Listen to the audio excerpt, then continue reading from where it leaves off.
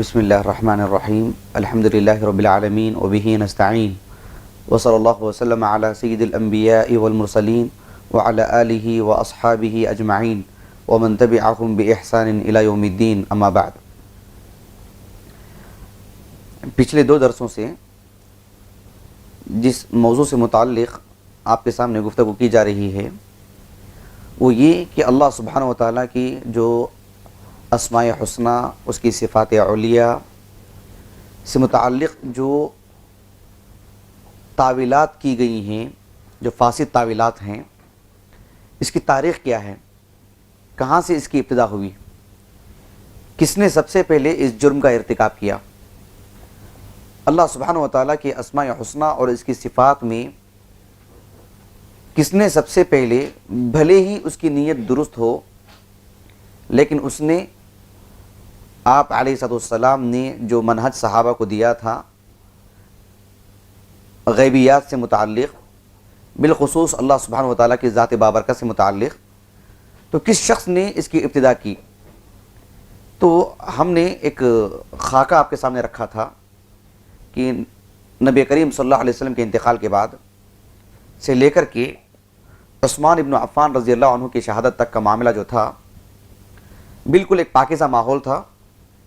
ایک تو مدینے میں تھے تو کل کے کل مسلمان، مدینے میں، مکے میں، طائف میں، بلکہ پورے جزیرۃ العرب میں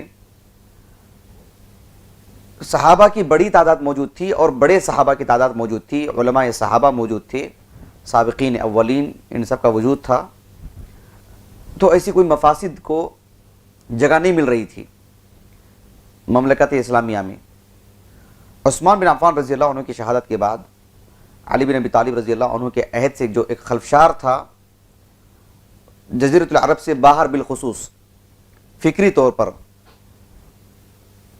اعتقادی طور پر، جو اسلام جزیرۃ العرب سے باہر نکل کر کے ادھر عراق سے بھی ادھر اوپر خراسان کی جانب جب بڑھتا گیا اسلام، یعنی جو عراق ہے، عراق سے اوپر ادھر دائیں جانب عراق کی ایران ہے، پھر اوپر آذربائیجان ہے، آرمینیا، پھر اس طرف ملک شام اوپر ترک، پھر اس طرف مصر کے بعد لیبیا، پھر ہوتے ہوئے ادھر آگے۔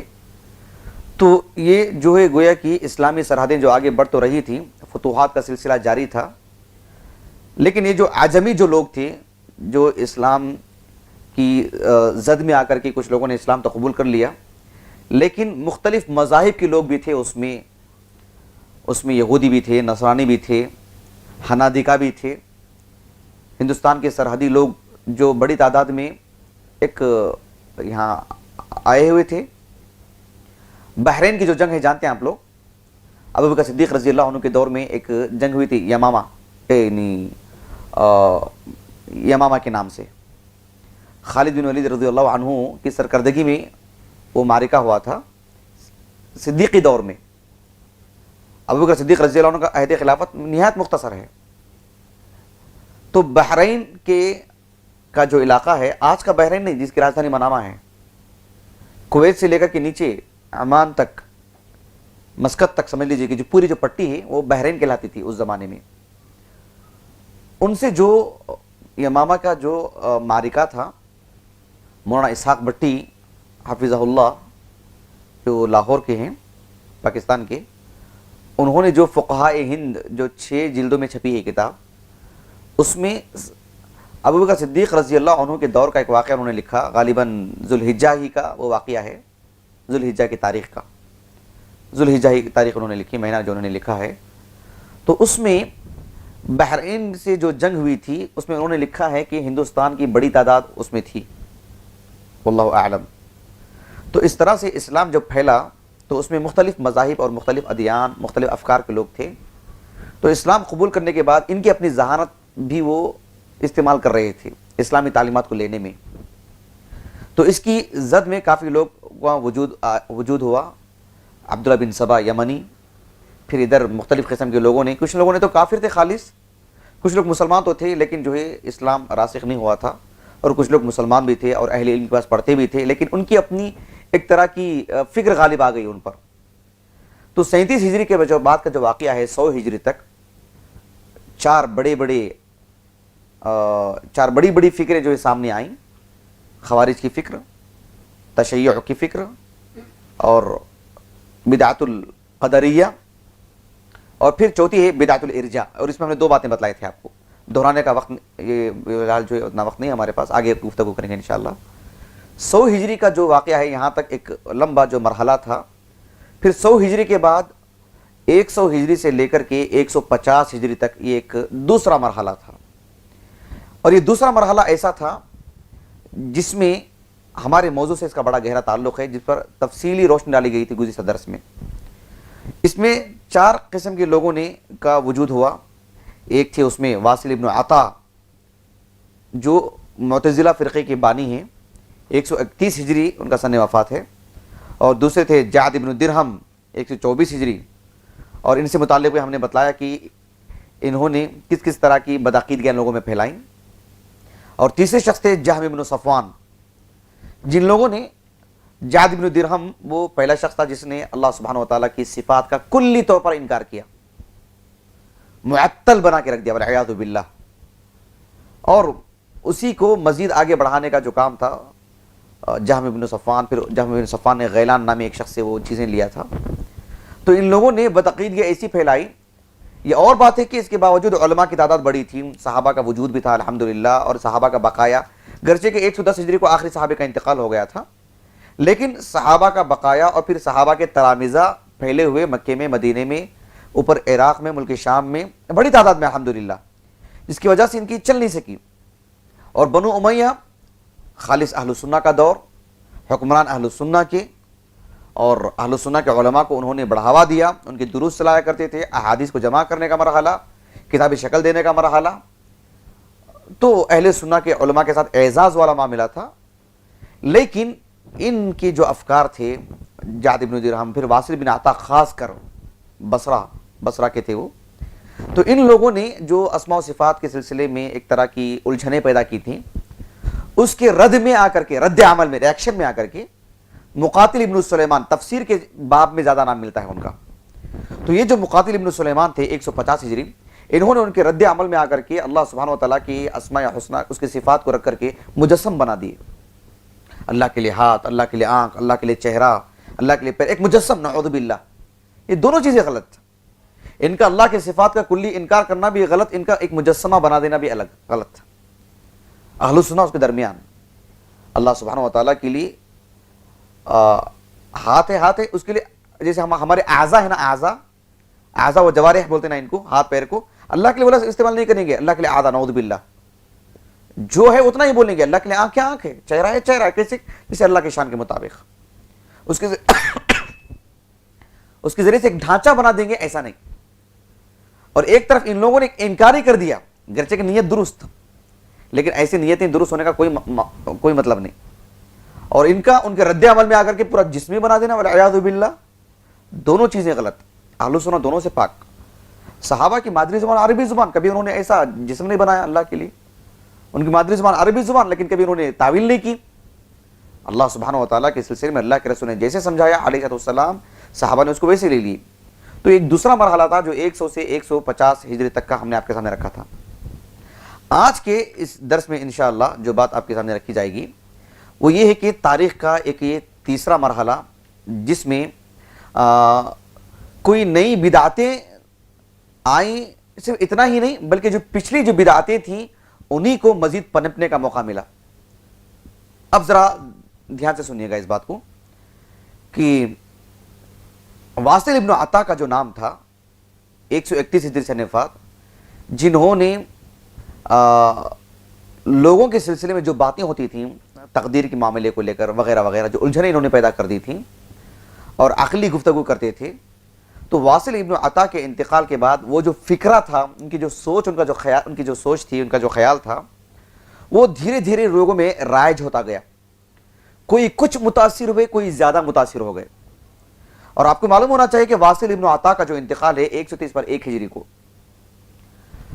خلفائے راشدین کا جو دور جب ختم ہوا، معاویہ بن ابی سفیان رضی اللہ عنہ جب مسلمانوں کے خلیفہ بنے، امیر المومنین بنے اور حکمرانی ان کے ہاتھ میں آئی، پھر اس کے بعد ان کے خاندان میں وہ سلسلہ چلا جسے ہم بنو امیہ کا دور کہتے ہیں.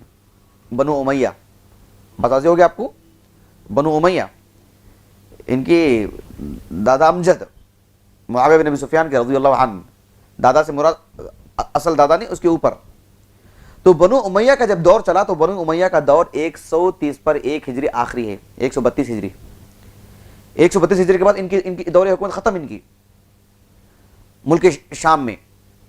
اس کے بعد مسلم ممالک پر کل کی کل دنیا، مسلم ممالک کے لفظ ہم نہیں بول سکتے کیونکہ ایک ہی ملک تھا، وہ ایک ہی علاقہ تھا، ایک ہی سرحد تھی.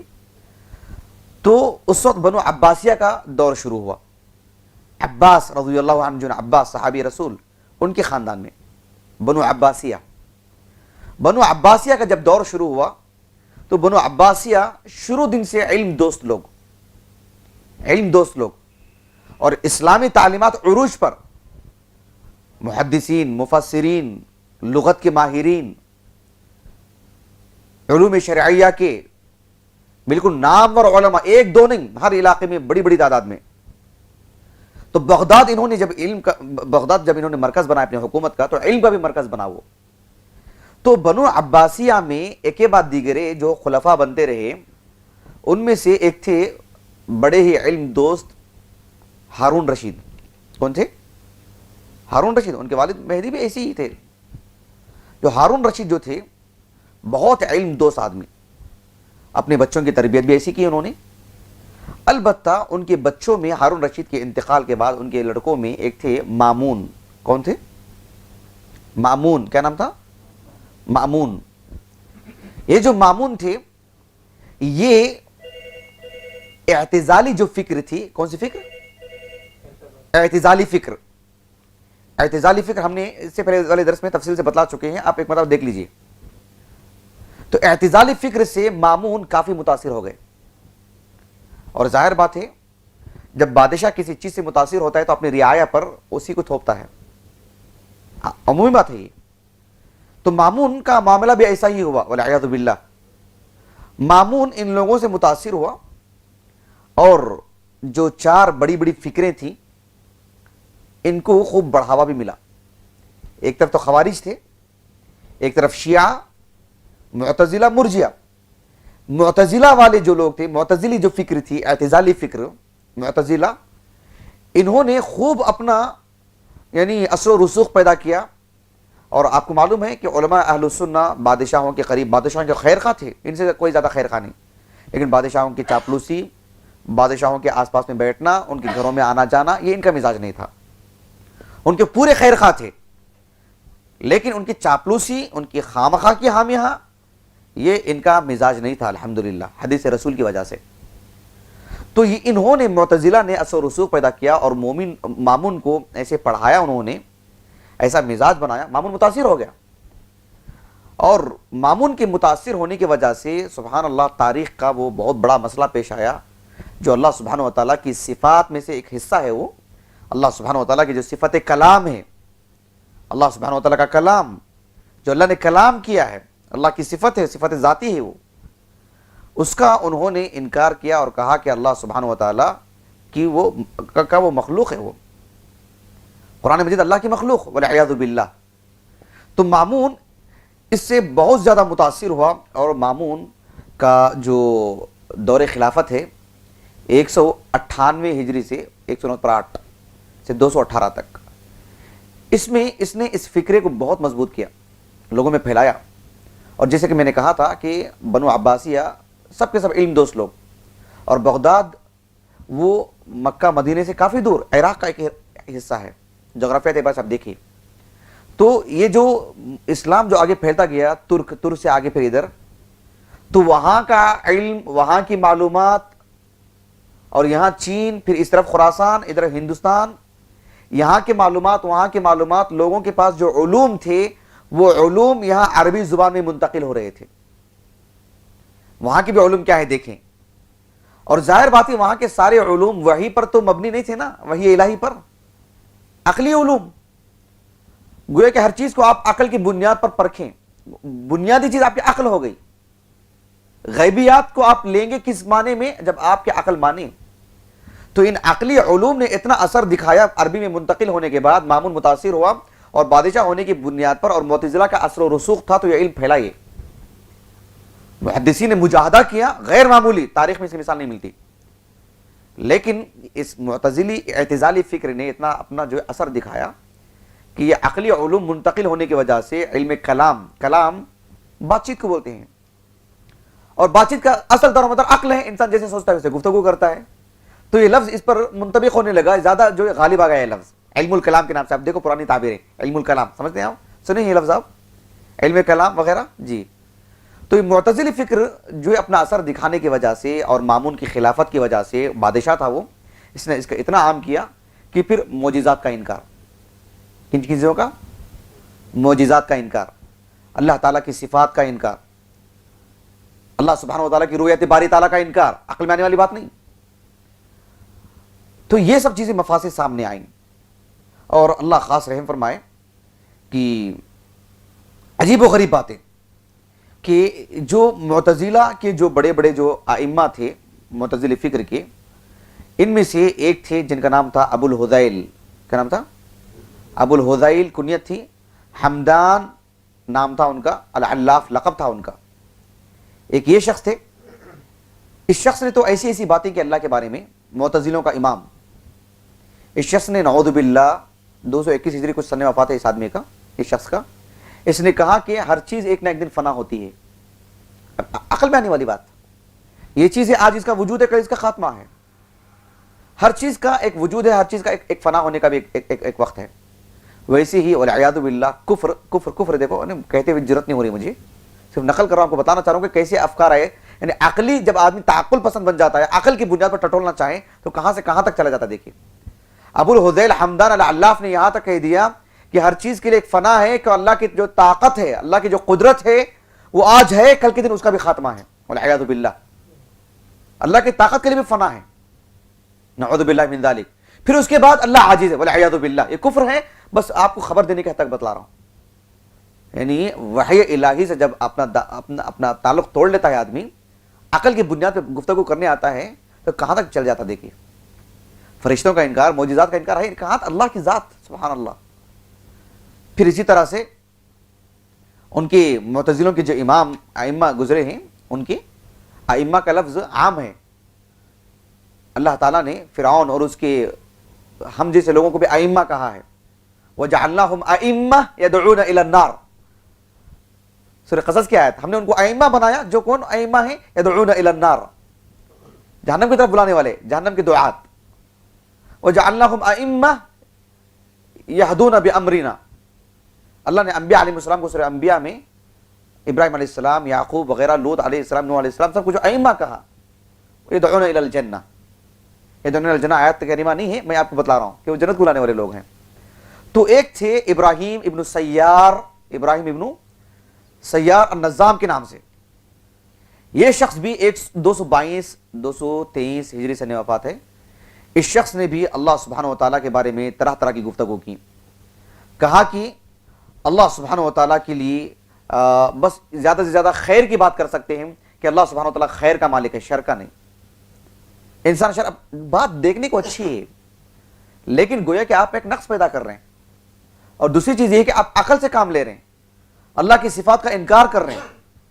اور پھر اس طرح سے قرآن مجید بحیثیت ایک معجزہ ہے, اس کا بھی انکار. قرآن مجید کا اعجاز کا انکار. شق القمر, انشقاق قمر والی جو بات ہے, قمر کا دو, اس لیے انکار کیا کہ عقل میں آنے والی بات نہیں.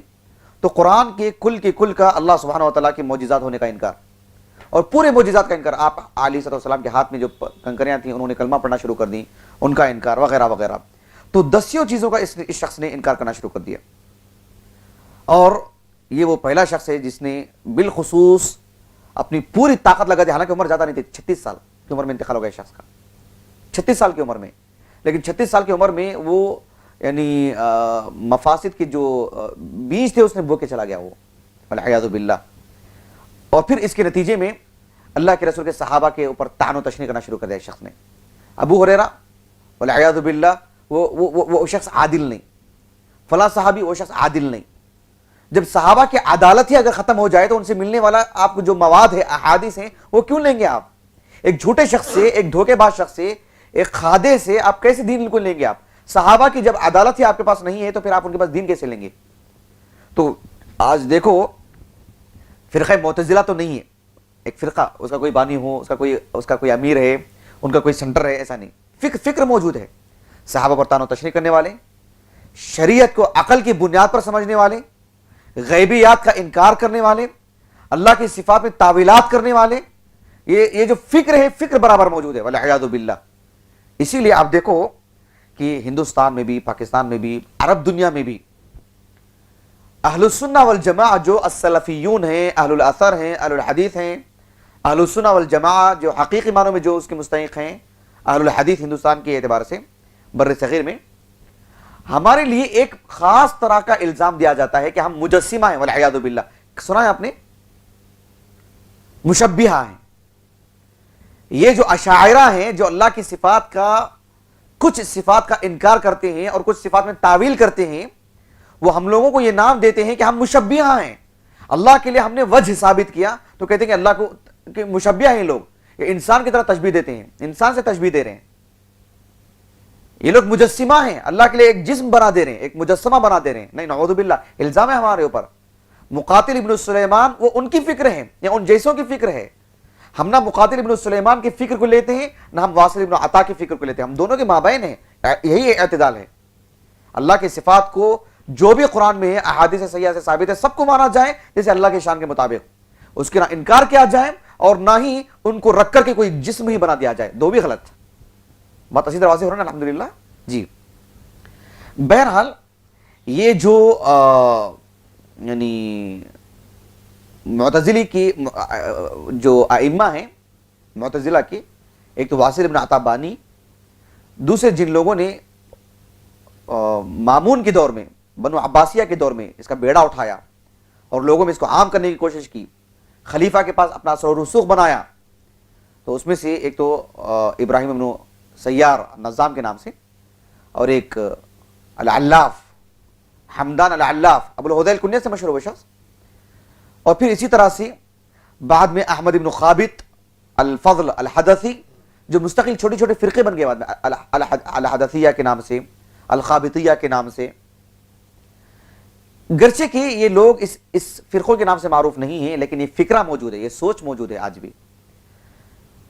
امام شہرستانی، عبد الکریم شہرستانی رحمہ اللہ، ان کی کتاب الملل والنحل، اس میں انہوں نے لکھا ہے کہ جو ابراہیم ابن سیار کا جو نام لیا تھا میں نے، معتزلیوں کا امام، 36 سال کی عمر تھی، لیکن اس نے اتنا مضبوط کیا اس فکر کو لوگوں کے درمیان، اور بالخصوص مامون کی طاقت کا استعمال کرتے ہوئے، اور مامون کے بعد معتصم باللہ، اور معتصم باللہ کا بیٹا واثق باللہ، انہوں نے بھی اسی فکر کو عام کیا لوگوں میں۔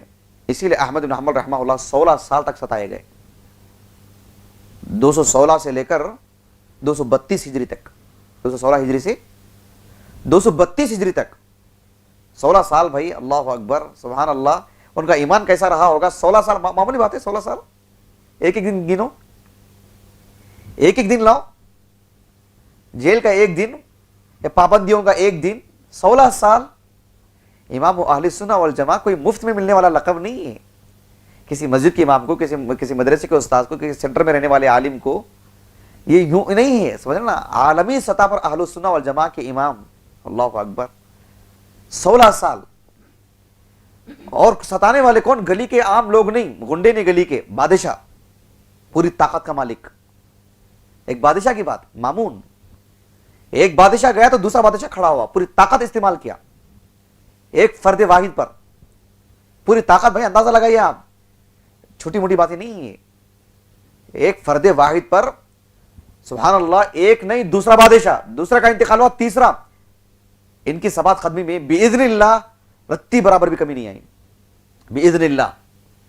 پھر چوتھا بادشاہ متوکل، 232 ہجری میں وہ خلیفہ بنے، انہوں نے احمد بن حنبل رحمہ اللہ کو رہا کیے، ان کا اکرام کیے، ان کے لیے دروس کا جو ہے بندوبست کیا، ان کے لیے مزید یہ کیا۔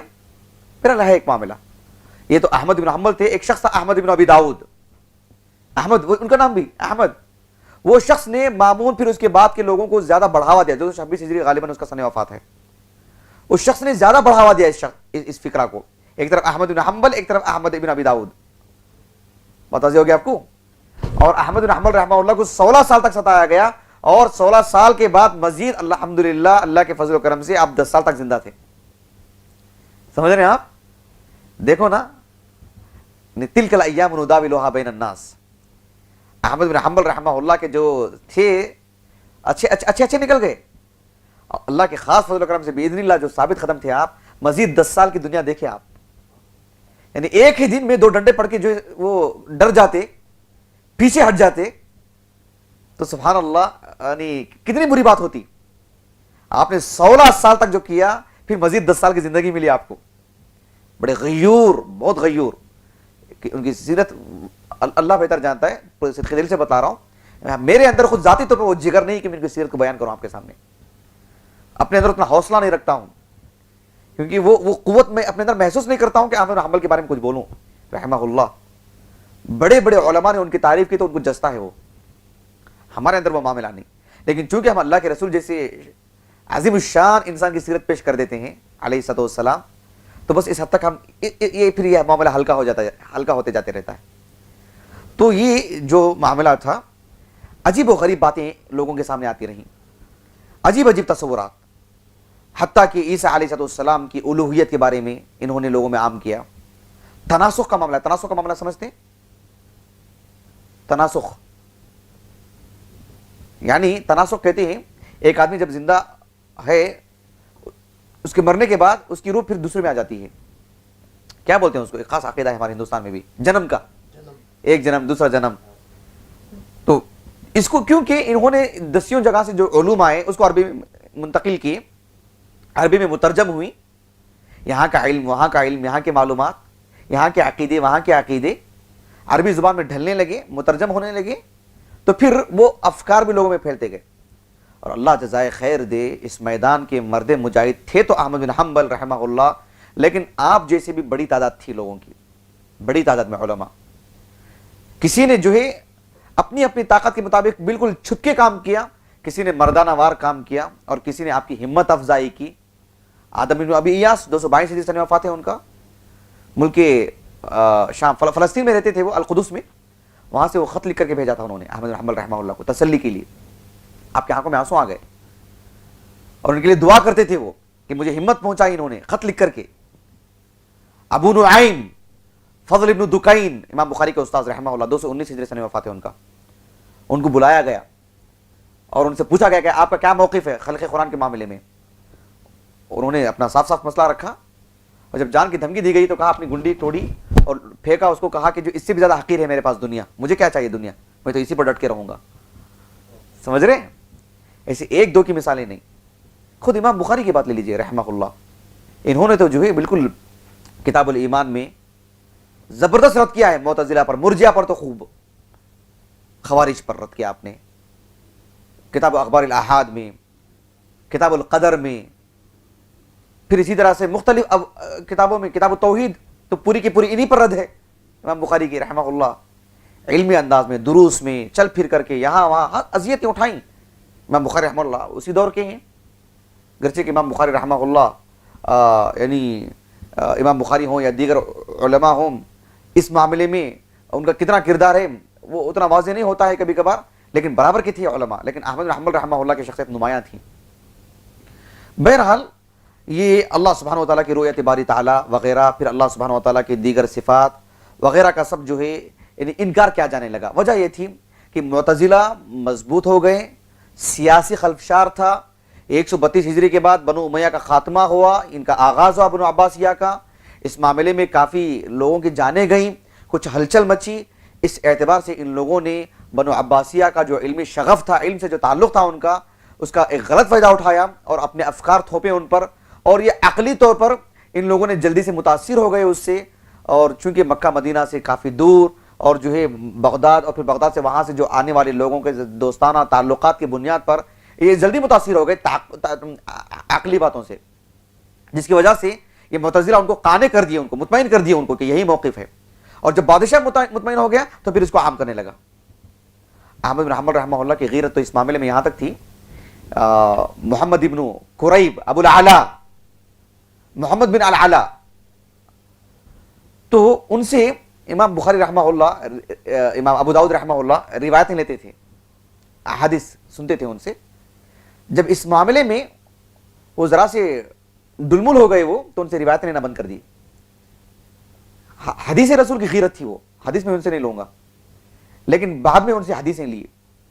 صرف دو ہی لوگوں کو معاف کیا تھا احمد بن حنبل رحمہ اللہ نے، ایک ان کو ابو قریب محمد بن العلا، اس وجہ سے کہ ان کو جب پوچھا گیا ان کا موقف، انہوں نے رجوع کر لیا۔ جب رجوع کر لیا انہوں نے، تو ان کو حکومت کی طرف سے 2 دینار ملتے تھے، اور وہ حاجت مند تھے، وہ سخت ترین حاجت مند، لیکن رجوع کرنے کے بعد اپنی غیرت کا مظاہرہ کیا اور کہا کہ مجھے نہیں چاہیے دینار۔ اس وجہ سے احمد بن حنبل رحمہ اللہ نے ان کی لاج رکھی، اور حتیٰ کہ علی بن المدینی، نام سنا آپ لوگوں نے؟ اس فن کے عظیم الشان عالم دین، علم العلل، علم العلل بہت کم لوگ جانتے ہیں۔ اللہ کا عظیم احسان ہے، اللہ نے ہم طلبہ کو پڑھنے کا موقع عطا فرمایا کلیۃ الحدیث میں۔ ابھی طرح سے وہ موضوع اچھی طرح جو عام فہم نہیں ہو سکا، ہمارے لیے مزید دراسی کی ضرورت ہے، لیکن ہے بڑا عظیم الشان فنی ہے۔ اس کے امام ہیں علی بن المدینی رحمہ اللہ۔ امام بخاری رحمہ اللہ نے کسی کے سامنے اپنے آپ کو چھوٹا نہیں سمجھے جو ان کے سامنے سمجھے، اتنے عظیم الشان عالم دین۔ العلل ان کی کتاب بھی، ان کی جو کتاب چھپی ہے ابھی ہے ہمارے پاس الحمدللہ وہ۔ تو علی بن المدینی رحمہ اللہ جیسے عالم دین، جنہوں نے بعد میں رجوع بھی کر لیا تھا، احمد بن حنبل رحمہ اللہ نے ان سے علم نہیں لیا ان سے، اسی لیے مسند احمد میں نہیں ہے، ورنہ میں آپ کو کھول کے دکھاتا۔ احمد بن حنبل رحمہ اللہ جب ان سے حدیث جب بیان کرتے مسند احمد میں، یہ لکھتے ہیں کہ اس حادثے سے پہلے میں ان سے سنا تھا بول کر لکھتے ہیں، بعد میں نہیں بول کر کے، سمجھ رہے ہیں؟ ان سے میں جو حدیث سنا ہوں، یہ جو نقل کر رہا ہوں، یہ اب کی نہیں، یہ اس حادثے سے پہلے کی باقاعدہ، سبحان اللہ، سمجھ رہے ہیں آپ؟ احمد بن حنبل رحمہ اللہ نے اتنی غیرت کا مظاہرہ کیا حدیث رسول کے لیے اور مسلمات اور عقائد کے لیے، کبھی سمجھوتا نہیں، کبھی سمجھوتا نہیں۔ تو آج اللہ کے فضل و کرم سے ہمارے پاس وسائل ہیں الحمدللہ، تعداد ہمارے پاس بھی ہے، اللہ کے فضل، تعداد سے کوئی غرور کھانے کی ضرورت نہیں، کوئی دھوکہ کھانے کی ضرورت نہیں، لیکن ایک طاقت اللہ نے عطا کی ہے ہم کو، باذن اللہ موجود ہے ہمارے پاس، تو ہم کو تو ڈٹ کے پیش کرنا چاہیے۔ ہم فرد واحد بھی ہوں، اللہ کرے وہ دن نہ آئے، کیونکہ جو ہے ہمارے پاس وہ قوت نہیں ہے، ہر کوئی احمد بن حنبل جیسا بن جائے، یہ عام بات نہیں ہے، لیکن آج ہمارے پاس اچھی خاصی طاقت ہے ماشاءاللہ۔ سعودی حکومت اللہ کے فضل و کرم سے جب ان کے پاس حکومت آئی، تو صرف کھانے پینے، محل بنانے، صرف روڈ بنانے، کپڑے پہننے میں نہیں کر رہے ہیں لوگ، صحیح عقیدے کو، صحیح منہج کو، صحیح دین کو پھیلانے میں اس سے زیادہ کہیں پیسہ خرچ کر رہے ہیں وہ۔ عرب جامعات کو، سعودی جامعات کو دیکھو آپ، جامعہ اسلامیہ کو لے لو، جامعۃ الملک محمد بن سعود کو لے لو، ریاض کی یونیورسٹی، مدینے کی، یعنی یہاں پڑھنے والے طلبہ کی تعداد جانتے ہیں کتنی ہے؟ سبحان اللہ، سینکڑوں کی تعداد ہے، اور فارغ ہونے والوں کی دنیا بھر میں پھیلے ہوئے ہیں۔ ان کا روزانہ کا کھانا، ان کا آنے جانے کا پیسہ، ان کا وہاں رہنے کا جو خرچہ ہے، ان کو کتابیں، ان پر پڑھانے والے اساتذہ پر جو پیسہ صرف ہو رہا ہے، کروڑوں روپے، شاید بہت کم لفظ بول رہا ہوں میں، ہلکا پھلکا لفظ بول رہا ہوں، کروڑوں روپے، شاید ماہانہ ہی کروڑوں روپے ہوتا ہوگا، بہت ممکن ہے، سالانہ پتہ نہیں ان کا کیا بجٹ ہوتا ہے۔ اگر اس کی 80 سالہ تاریخ اٹھا کے دیکھیں، پچھلی 80 سال ہونے جب 75 سال ہو گئے اس کی جو 80 سالہ تاریخ ہے، پونی صدی، 25 سال باقی ہیں اس کے 100 سال ہونے کے لیے، اس میں پتہ نہیں انہوں نے کتنا، شاید تاریخ میں کبھی اتنا پیسہ خرچ نہیں ہوا ہوگا علم کے لیے، شرعی علم کے لیے، سلفی علم کے لیے، عین صحیح جو اسلام ہے اس کا علم کے لیے، صحیح عقیدے صحابہ کا جو موقف ہے، یعنی ہر باب میں، صرف اصولی باتیں نہیں، جزئیات تک بول رہا ہوں میں آپ کو، ہر باب میں صحیح جو چیزوں کو پھیلانے کے لیے جو پیسہ شاید یہ حکومت خرچ کی ہے، شاید تاریخ میں کسی حکومت کو اللہ نے وہ موقع عطا کیا ہو۔ اگر ذرا سے یہ کہوں تو خیر القرون کی بات بہت ممکن ہے، ایسا موقع کسی کو ملا ہو، تو اللہ کا عظیم احسان ہے۔ بہرحال ایک تاریخ تھی، اور اللہ کے فضل و کرم سے جنہوں نے شبہات پیش کیے، جنہوں نے تعویلات کی، ان کا نام کیا ہے، نسب کیا ہے، ان کی سن وفات کیا ہے، ان کی خدمات کیا ہیں، ان کی کتابیں کیا ہیں، وہ اللہ نے سب کو ختم کر کے رکھ دیا۔ صرف تاریخ میں عبرت کے نام پر جو اللہ نے رکھا ہے ان کو، عبرت کے طور پر، کہ وہ شخص اس صدی کا تھا، وہاں پیدا ہوا، وہاں مرا، بس اتنا ہی اس کا یہ نام تھا، اس کی بدعقیدگیاں تھیں، اس حد تک ہی اللہ نے اس کو تاریخ نام رکھا ہے، ورنہ اللہ نے اس کے نام کو بھی شاید نہیں رکھتا. اور جنہوں نے اہل السنہ کے عقیدے کو لے کر کے کھڑے ہوئے، قربانیاں دی، اللہ سبحانہ و تعالیٰ نے ان کی ایک ایک خدمت کو محفوظ رکھا ہے. ان کا نام آتا ہے تو رحمہ اللہ کہتی ہے امت مسلمہ. ابو الحزیل کو کون جانتا ہے بتلائیے؟ ابو الحزیل حمدان العلاف کو. النظام کو کون جانتا ہے؟ ابراہیم بن یسار کو.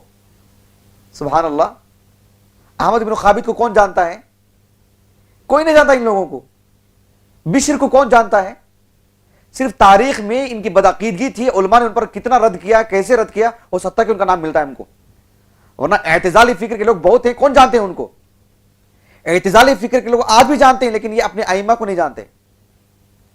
کہاں سے ان کو یہ علم ملا؟ لیکن اللہ کے فضل و کرم سے ہمارے پاس سندیں ہیں الحمدللہ، اور ٹھوس انداز میں ان کی پوری زندگی ہمارے پاس محفوظ ہیں. اللہ سبحانہ و تعالیٰ نے ان کی زندگیوں کو باقی رکھتا ہے. فَأَمَّا الزَّبَدُ فَيَذْهَبُ جُفَاءً وَأَمَّا مَا يَنْفَعُ النَّاسَ فَيَمْكُثُ فِي الْأَرْضِ. جو صحیح ہے وہی باقی چیز رہتی ہے.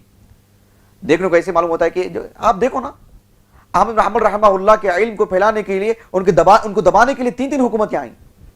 تین حکومتیں. ابن تیمیہ رحمہ اللہ سے قلم چھین لیا گیا، کاغذ چھین لیا گیا، جیل میں بٹھا دیا گیا. آپ کو جنہوں نے آپ کو جیل کے اندر بھیجا ان کا کوئی علم محفوظ نہیں ہے آج. ابن تیمیہ رحمہ اللہ کی کتابیں بڑی قیمت میں بکتی ہیں، ہزاروں لوگوں کا معاش کا مسئلہ جڑا ہے اس سے. لوگ ان کی کتابیں بیچ کے اپنی زندگیاں چلاتے ہیں. سمجھ رہے ہیں آپ؟ ابن تیمیہ رحمہ اللہ کی کتابیں بیچ کے لوگ اپنے غلط نہیں ہیں، ان کی زندگیاں چل رہے ہیں. جو کسی دور میں حکومتیں کھڑی ہو گئی تھی ان کے قلم کو چھیننے کے لیے، ان کی کتابوں پر پابندی لگانے کے لیے، آج ان کی کتابیں ماشاءاللہ الحمدللہ، اور ان کی نام پر کوئی چیزیں داخل ہو گئی، اس کو الگ کر رہے ہیں اہل علم کہ یہ ابن تیمیہ کے نام پر ایسا معاملہ نہیں ہے، آپ کی بات نہیں ہے. ابن تیمیہ رحمہ اللہ کے فتاوے چھپ گئے، کچھ فتاوے چھوٹ گئے تو مزید استدراک کے نام پر چھپ رہی ہیں، المستدرک علی الفتاوی کے نام، اس طرح کے نام پر جو فتاوے چھوٹ گئے مزید داخل کیے جا رہے ہیں اس پہ. آپ کی کتنی کتابیں چھپ رہی ہیں سبحان اللہ. اللہ سبحانہ و تعالیٰ. احمد بن حنبل رحمہ اللہ، محمد عبد الوہاب رحمہ اللہ کو لے لو، آپ اسی عقیدے کے ایک حامی تھے. آپ آج سعودیہ ہے بھائی، آج ماشاءاللہ کوئی بریلوی عقیدہ، کوئی اس طرح صوفیانہ عقیدہ، کوئی فاسد عقیدہ پھیلانے کی طاقت نہیں رکھتا سعودیہ میں. آج سے 250 سال پہلے محمد بن عبد الوہاب رحمہ اللہ اکیلے آدمی تھے، اکیلے آدمی. آج ان کی کتاب التوحید ہم پڑھتے ہیں، واللہ کہتا ہوں اللہ بہتر جانتا ہے، آج ان کی کتاب التوحید ہم پڑھتے ہیں جو ایک باب قائم کر کے جو نصوص انہوں نے جمع کیے ہیں، پھر اس سے جو مسائل جو مستنبط کرتے ہیں، وہ ان مسائل کو پڑھتے ہوئے کبھی کبھار خوف محسوس ہوتا ہے کہ آج ایک خالص سعودی حکومت، سلفی حکومت، وہاں بیٹھ کے بھی شاید ہم کو ایک جھجک ہوتی ہے وہ پڑھانے کے لیے، اتنی جرأت سے بولنے کے لیے جو اکیلا رہ کر کے اس دور میں انہوں نے کہا تھا. اکیلے رہ کے اتنی بڑی بڑی باتیں، یہ عین شرک ہے، یہ عین کفر ہے، یہی تو شرک اکبر ہے. اس دور میں انہوں نے لکھا صالحین سے دعائیں کرنا، صالحین کو وسیلہ بنانا، یہ عین شرک اکبر ہے. اس دور میں لکھا جو آج کہتے ہوئے آج ہم کبھی اوپر نیچے ہو جاتے ہیں. سعودیہ میں بیٹھ کر ہم کبھی کبھار جھجک محسوس کرتے ہیں پوری طاقت رکھتے ہوئے. اکیلا ایک آدمی، کہاں سے وہ طاقت؟ پورے لوگوں نے دبانے کی کوشش کی، دبانے والوں کا نام کوئی دنیا جانتی نہیں. آج محمد عبد الوہاب رحمہ اللہ کو پوری دنیا جانتی ہی نہیں ہے، بلکہ ان کی ہیبت طاری ہے سب کے دلوں میں. سبحان اللہ. تو یہ اللہ کے فضل و کرم بہرحال ایک تاریخ تھی. انشاءاللہ اسماء و صفات سے متعلق مزید مباحث آنے والی کلاسوں میں آئیں گے انشاءاللہ. اسماء الحسنہ کو ہم بعد میں پڑھیں گے، اس سے متعلق جو قواعد ہیں مزید باتیں انشاءاللہ آنے والی کلاسوں میں پڑھیں گے انشاءاللہ العزیز.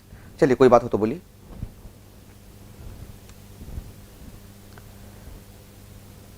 ختم کریں انشاءاللہ. ہارون رشید کے بیٹے ہیں. جی غلام مطلب ان کی ماں کنیزہ تھی.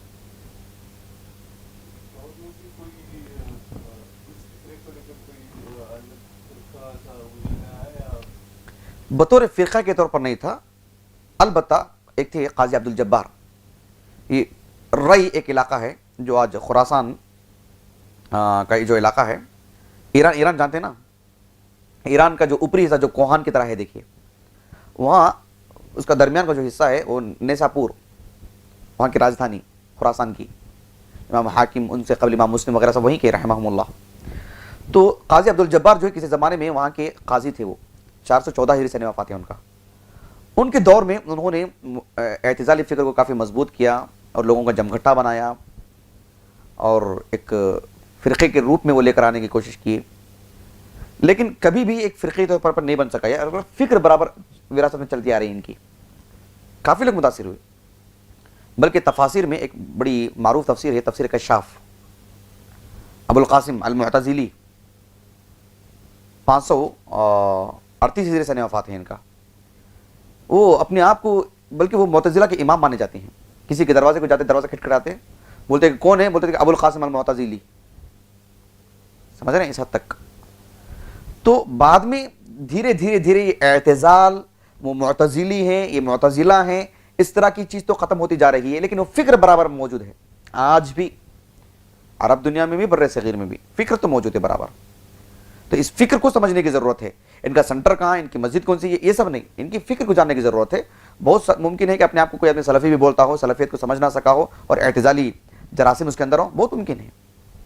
تو اعتزال کے فکر کو جاننے کی ضرورت ہے، چونکہ ہمارا اصل موضوع نہیں ہے وہ، ہمارا موضوع تھا اسماء و صفات میں تعویل کی تاریخ۔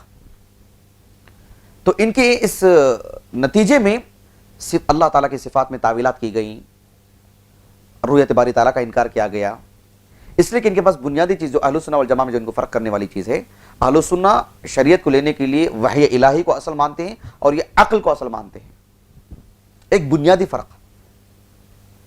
تو چونکہ عقل کو ماننے کی وجہ سے اللہ تعالیٰ کی کئی صفات کا انکار کیا انہوں نے۔